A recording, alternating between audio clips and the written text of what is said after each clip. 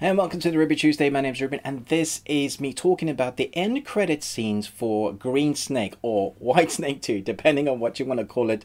If you're Netflix, you're calling it Green Snake. If you want to know the original title in the English, it's called White Snake 2, Green Snake. I'm not even going to try the original language because I'll get it wrong.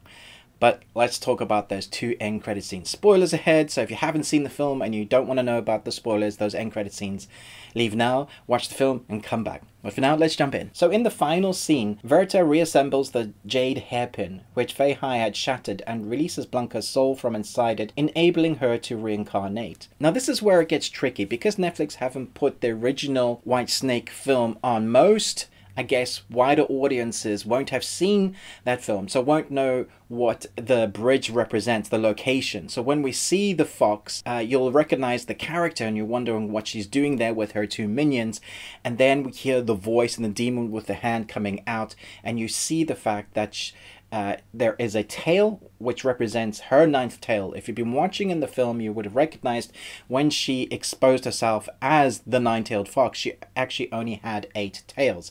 And so this would complete it. If you go back to the original film, there is a lot of battle to do with her. She was the most powerful being. This is teasing White Snake 3, basically the third part in the story they're telling, but this won't be about the protagonists that we've already had. Their storyline is kind of complete. This is going to be mostly about the fox, and her revenge story is what you can expect.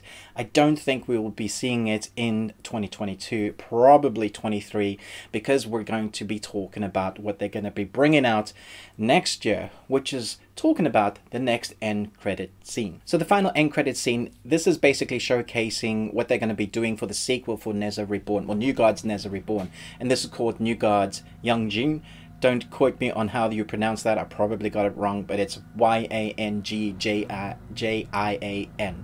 And you would have seen this little clip with them flying in the sky with their very kind of steampunk designed boats, ships flying. But there is actually a trailer that you can have a look for this film. It's coming out in 2022 in the UK and the US. It probably in China will be way before we even see it. The synopsis of this plot is: Yangjin, the mother of Erlang God, gave birth to children with ordinary people in spite of Tia Ting's commandments, and was captured and oppressed by Chia Ting under Shao Mountain. After learning from his master, Yangjin splits the Peach Mountain to save his mother and releases 9 Jinwu evil spirits. So basically it's going to be him fighting gods again, 9 of them. I'll be interested to see if we bring Nezha into this, but I'm hoping that they're going to keep the style of the steampunk design on the ships, the very kind of gritty hard metal works with the magic. I really liked what they did with Nezha Reborn there. I thought the animation lends itself to that sort of storytelling. I'm hoping that they stick the landing, because so far I've really enjoyed this kind of whole world that we've been immersed into. Let me know your thoughts. Where do you think this is going? Thanks so much for watching this, but most of all, until next time, remember,